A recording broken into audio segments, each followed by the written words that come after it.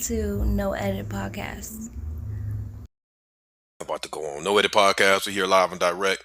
Um, Thank y'all for reaching out to some things that to speak about. We're very fortunate to have a legend in the building. Um, um, um, I don't say that lightly. I really mean that. Uh, uh, this very young man in his early 20s has done some great things. Some great things in the game. Here's the premiere. I was gonna let y'all hear the theme music, and then I'm gonna get out of it. Hold on. So here you go. For people who didn't believe me, here it is. Oh,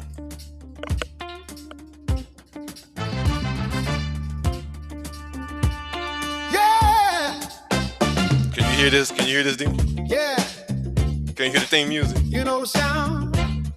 Like Not, barely. no, not fully. Hey, Barely, yeah. yeah. Okay, I got. I'm When gonna the let it run real. bells I'm gonna let it run are real quick. and the bell has rung, every punch she made, every story sung from the octagon floor. You can hear a little bit of it. You can hear it a little bit. We break down the action, can't be beat. No edit, no filter, that's the truth we chase. Tackling tough questions at our own pace. All right, that's enough of that. You want the theme song? You got to buy it on Spotify. You got to buy it on Spotify. Buy it on Spotify. Reintro. This is the docuseries cut.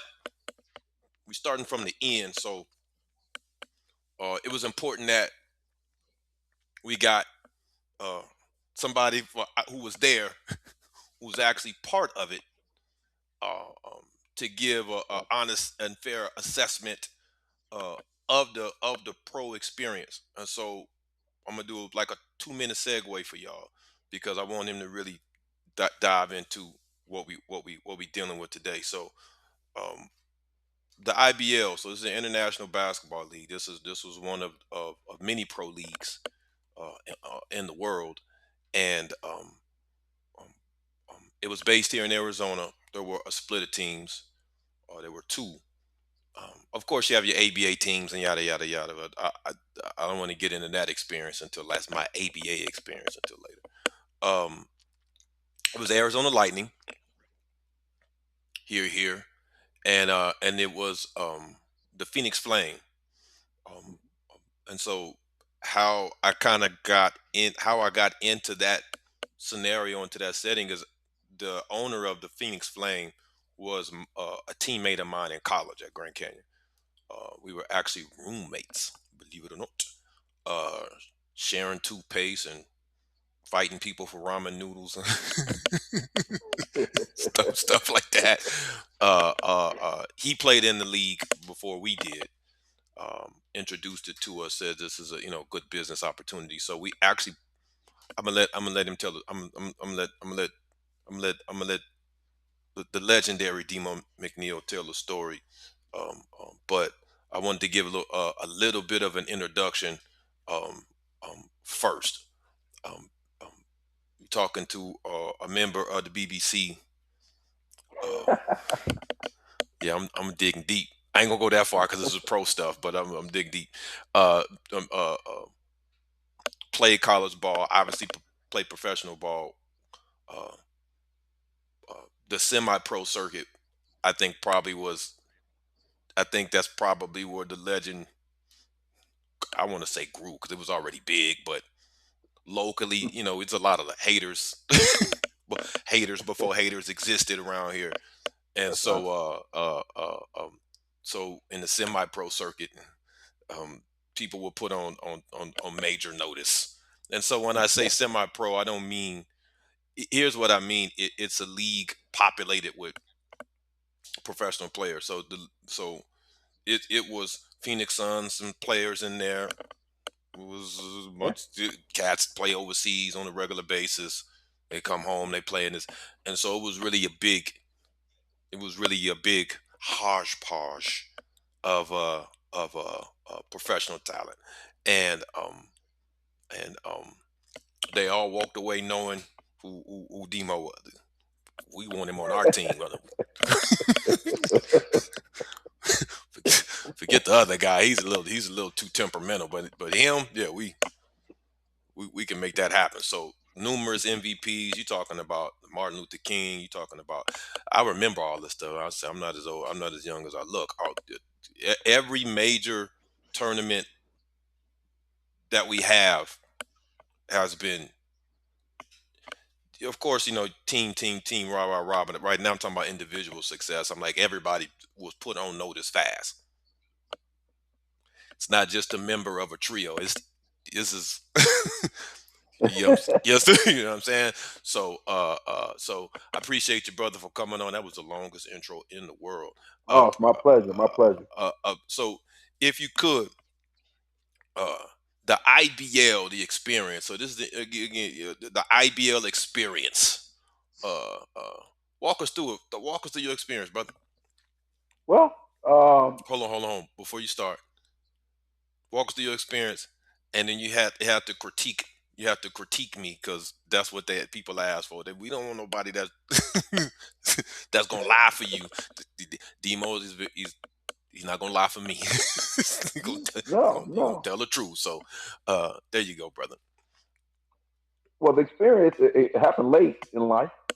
I think I was 30, 30, 31. It was about 2007, I believe it was. Mhm.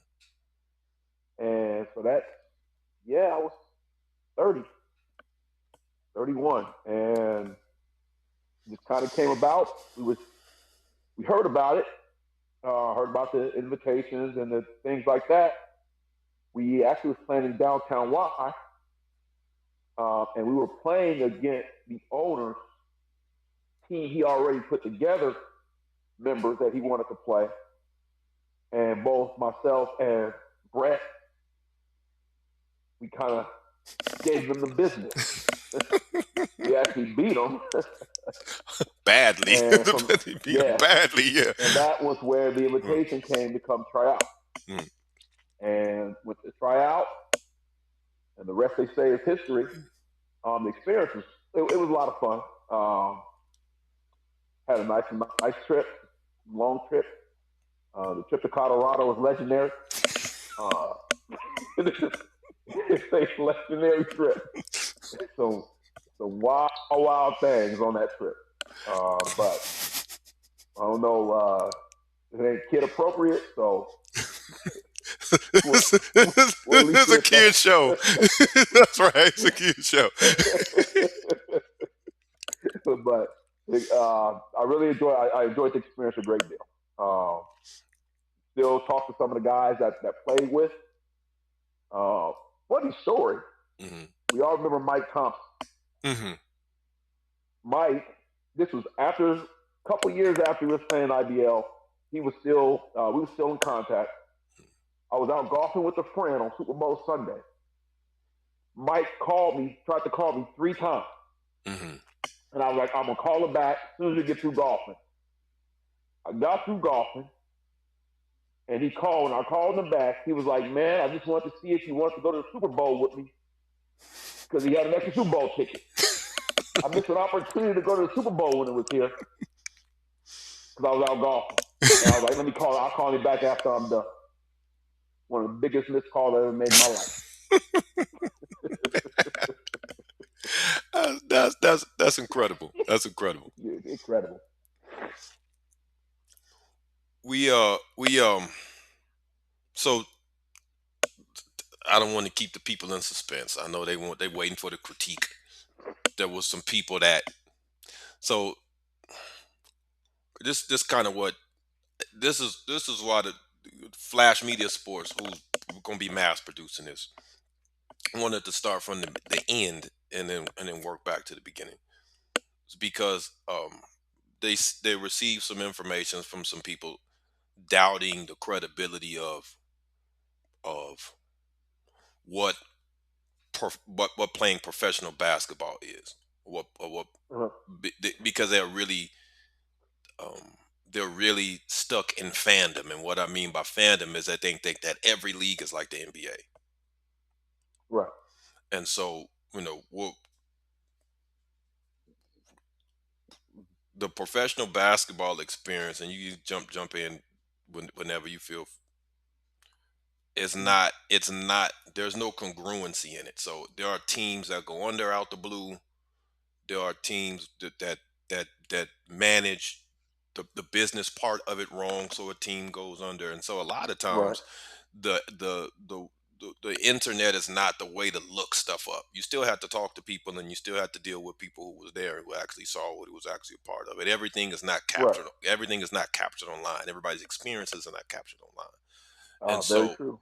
you see what I'm saying? So I if what I was explaining to the owner of, and I was saying, hey, I know cats who had agents. I had one once Hmm. upon a time, who done traveled and played, smaller sets like the Harlem Ambassadors and like stuff like that that you'll never see, that you'll never be able to find online. You'll Right. never be able to find this stuff online. This is because a lot of this stuff happened before online was where everybody put their Before life. the You exactly, see what I'm saying? exactly. So you had to have actual film, or had to actual have, some kind of eye on it. Like um even to this degree, even like as far back as high school, right? So Mhm. like you'll see the guys that you can track online are, I've noticed a lot of those guys are already like the super famous guys. Arizona Right. produced a lot of like quality NBA like Yeah. NBA players, produce a lot of Right. quality Oh, NBA players. absolutely. So you can track them back, the Richard Jeffersons and the Bibbies and the Jared Baylesses and this kid out in Oklahoma. I think his last name is Williams. I think he's from Gilbert, or Hmm. like something like that. But a lot of Yeah. the other guys like that and you again, you feel free that I could say were a lot better than the dudes people know. Oh, You'll absolutely. never be able to find online. You see Right. what I'm saying? Um, I throw a name out there. I throw a couple names out there. I throw a couple names out there. Like I still, as old as I am, because I'll be 50 in a couple years. Believe it or not. Yeah. Uh, Yeah. uh, uh, feel like I'm 57, 58. Like Mike McGee. Absolutely. We can't track. It'd be very difficult to track him down Right. online and know exactly. He played at college and yada yada yada yada. CBA and got Right. hurt and all that other stuff. That's just stuff that's just not you're not gonna find online. Absolutely. You see what I'm saying? So it's a lot to be said about human interaction. ChatGPT can't find everything about nobody really, because really the information you don't really need it. That's just compacted, compartmentalized. It's just pulling information from the internet. And it's a lot of Right. nonsense on the internet. There's a lot of stuff that's Ain't that the not truth? on the internet. You see what I'm saying? Uh-huh. So it's not a source of all truth. But I've stalled long enough. Honest critique, because you have a little bit. So let me tell the people. Let me tell the fans first. So Demo got a bit more. He can critique the most accurately, because you're going to hear a lot of critiques in this series. But probably, I would say, will have the most accurate critique, because he was there from the beginning. Mhm. That makes sense. Like Yeah. like little kid, man, you suck. You sorry. To to to high school, to college, all the way through to. So very few people have the whole snapshot. You actually have the whole snapshot, Hmm. right? That's right. That's right. And so bless us with your critique, and then we'll get you out here. We appreciate you for your time. Critique of you.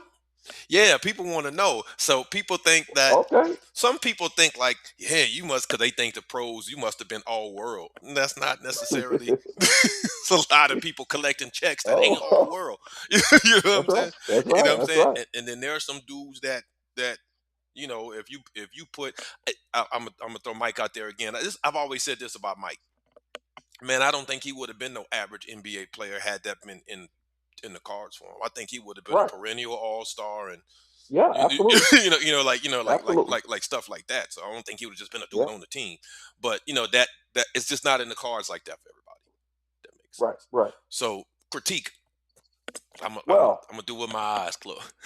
listen. Tell everybody when we was kids, He was sorry. See, I told y'all. When we was 7, 8, 9 years old, could throw a rock in an ocean. Couldn't make a layup. Had a friend. He used to get abused by my friend Jack Jack. Yeah. growing up. Yeah. Yeah. And but by the time we got to high school, Mm-hmm. completely different ball game. Mm-hmm. To this day, pound for pound, the best rebounder I've ever played. I Period. appreciate that. Thank you. Period. Pound for pound, I done seen him out rebound dudes 7 feet tall on a regular basis. Mm. Scoring in the post, some of the best low post footwork you will find. Best jump hook in the business. Okay, the best jump hook in the business. That's funny. I've been trying to get B down to my club team that I run to show my big men how to shoot a jump hook Mm-hmm. because none of them know how to do it. None of them know how to do it properly. And again, I seen him score 30, 35 points in the post against dudes 7, 8 inches taller than him, and I weigh him 100 pounds. Okay? Yeah. Oh. He, like I said, the best pound for pound rebounder I ever played with. And I ain't being biased because he's my cousin. Go look it up.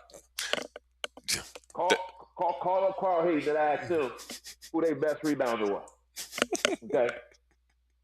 I've seen him grab, I think it was 22 rebounds against Shadow Mountain in the playoffs. 27. 27. See, 27 rebounds against Mike Bibby and company against Shadow Mountain. 40 Okay, piece. so, 40 piece that night. 40 and 27. Yeah. Two records that still stand at Carl. Right. Well, Right. well. So, and if you're from Arizona, you know the history of Carl Hayes basketball. You know the history. So then we moved on. We don't won every league we played in more than twice. Oh yeah, for sure. We have won at least one championship, whether it was the Downtown Y, where we was in the championship game almost every year. Every year. Yeah. And the Downtown Y was basically a pro-am type league. And we was almost in the championship year in and year out. Deer Valley League, Glendale League, Peoria League, all the way up through, even going on the reservations having some time. Yeah. And going out there and playing. Which ain't easy. Yeah. Which ain't easy. A completely different brand of basketball. It's a completely different country. You have to tell people that you're going to another country to play. Yeah. You're going to another country to play. So yeah. So everything, like I said, the critique is the truth. He's the truth. He can play. I tell people all the time, we were the dynamic duo. Oh yeah. When cats saw us walk on the court in any gym in Arizona, they knew they understood. They knew what they had on their hands. They understood. Yeah. They knew it don't matter who the other three was with us. Well, didn't matter. Well, it didn't matter who else was on the team. They saw the two of us walk on the court. They knew they had to bring their A game. Yeah. They knew it. For sure. We're gonna slip to the IBL critique in a second, but I'm gonna throw this in there real quick. The games we played, our time in that league, but I'm gonna throw this in there. Throw this in there real quick.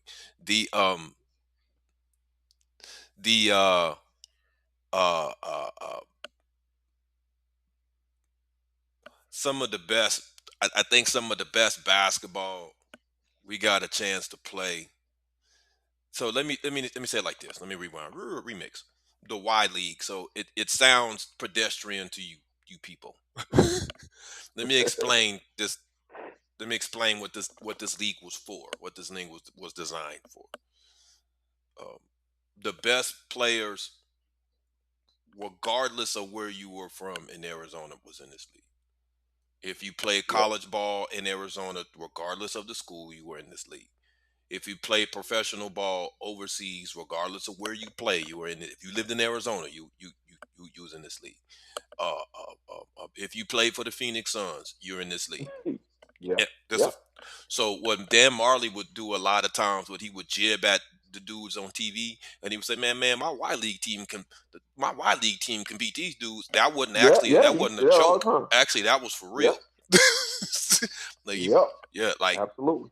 so we played against NBA players, overseas players, on a regular basis. Dan Marley himself actually played. He didn't say that on TV, I don't know, but he actually played in the league. His Yes, brother yes, Jeff, he played. Dan, Tim Kempton, Vinny Del Negro played in the league. Yeah, There was nights where Amari Stoudemire would just because his brother played in the league, and he would just be out there standing around. Like, yeah, don't you yeah. got a game? It's got practice or Yeah, something. like, I got practice or something. Like it was like that. So a little bit on the IBL experience. Tell the people like the Marcus Bankses also played Yeah, for yeah. for the Suns, and just kind of how you just just a little bit about the play in that league and that whole thing. The play in the league, it was high level. I mean, like I said, everybody in that league played college. Might have been playing overseas. What a lot of people don't understand is when you playing overseas, you're not just playing in one league. You might play overseas. One league might only be 3 months long. Then you move to another league. You play another 3 or 4 months. That's Then right. you move to another league and play another 3 months. Right. So it ain't like it's like the NBA where you play 8 9 months consistently. Right. So a lot of guys are rotating in and out, and IBL was no different. They roll in. Hey, we playing this 3 months. We playing an IBL for these here. Um, practices practices were crazy. Um, what people don't realize, it wasn't easy. Here we are, 30. Most of the players, late 20s to mid 30s. You're working every day. It wasn't like it was where you didn't have to have a 9 to 5 job. Right. You were still working, come to practice, and it wasn't what people would think it would be. I remember Marcus Banks coming in there. Even he's talking about our practices are harder than their Harder practices. than theirs. Yeah, he said It's that. harder than theirs Hmm. because we would have to run the square. He'll put 20 minutes on the clock, and we constantly defensive slide baseline, sprint sideline to half court, defensive slide to half the middle, backpedal, and do that for 20 minutes. I do that with my high school boys, and after 5 minutes, they're dying. And they Wow. 15, 16 years old. We in Right. our 30s, and we having to do it, Right. and did it, Right. and did it because you didn't fall out. Rebound tip drill, 20 minutes, Hmm. nonstop. Again, I have my boys doing it for 3 or 4, and they're dying. Hmm. So, and it was what when we did it at I think we was practicing at South. South. Yeah. He put it on. It was what 10 of us, Yeah. Yeah. only 10 of It us, was only 10 of us. Yeah. and the ball couldn't hit the ground, Yeah. and it was nonstop for 10 minutes plus going around. Off Cats dying. off a double shift. You have lost your mind. Ain't nobody. Yeah, exactly. Fresh off of work, Yeah. coming from work, heading straight to practice. The- So it wasn't easy. You had to do that. Like I said, the play was high. We had some players that we played against that was tremendous players. I remember the dude from Vegas. We played them on back-to-back nights, and I think he scored 100 plus yeah, points on us. that dude was amazing. Yeah, he was amazing. Yeah, He he was was- amazing. Yeah, yeah. yeah. He was bad. He was bad. Yeah, Yeah, yeah. And that was like I said, back-to-back nights, 50 plus yeah, each night. yeah. It just like even like the Colorado when we played Colorado when we had to play Yeah, them back to back, but everybody right. on their team 6'9", 6'10", Everybody. the biggest. I mean, the only team that I think was that size that we played against wasn't in the pros. It was Mm-hmm. remember we played that team from Tucson. This wasn't in the pros. We wasn't in the pros. We played and Yeah, that was an NBA yeah. size team. Like the That's bigs that's was that's what 7 I tore my feet. Achilles in. Yeah, and I've slept for That's the 12 tournament I tore hours. my Achilles. Yeah, Yep, yep, 12 yeah, hours. yep, That's what I'm yep. saying. Yeah. Literally, that game was over. Hey, we going out. Y'all have a good time. I'm gonna close my eyes. I catch up with y'all on the way out. And ain't nobody Yeah. see me to the next Next morning. day. Yeah, I was still in The the pit next morning. because it's just but the games, the games I thought were the IBL games, like really probably. And then I'm gonna sign off. Probably I would say this, and you chime in. I learned that of the learning. I learned that big leagues fist can fall fast on them Right. with them 12-minute NBA like rules as far as like the time and stuff like that. It's not the 2 20-minute halves that I was used to. Even traveling, Oh yeah. it was still for the most part 2 20-minute half. That was the IBL was my first professional experience playing 12 minutes every quarter. You can be up 15 and then be down 15 Yeah. all in like 3 minutes. The shot clock is only 22 seconds too. Yeah, and the shot clock was only Shot clock is 22 only seconds. 22 seconds. Yeah, So that's even a quicker pace game. yeah, yeah. And even in that, I'm gonna get out here with this. Even in that, I will never forget this. This was probably I don't want to say it's cool, but for me it was cool. It's terrible, but for me it was cool. So we're playing Vegas at home. The owner, who's the owner, because we were part owners. For those who didn't know, we were part owner. We own the Lightning. We actually own the Lightning. But the Phoenix Flame comes in. He's the owner at the time. Not Phoenix Flame at the time. Comes in the halftime. We playing Vegas, and he was like, "Listen, they came on late. How are they outplaying y'all? And y'all been playing together. Yeah, Right. they came on later. They were playing other ball, doing other stuff. They come in to see. They come in, and y'all been together 6 months. Yep. Why are they Yep. outplaying y'all? Yeah. I remember You that. remember that? That's You right. remember He they sure came and did. said, He "Why? sure did. Why is he? Why are them two specifically outplaying y'all?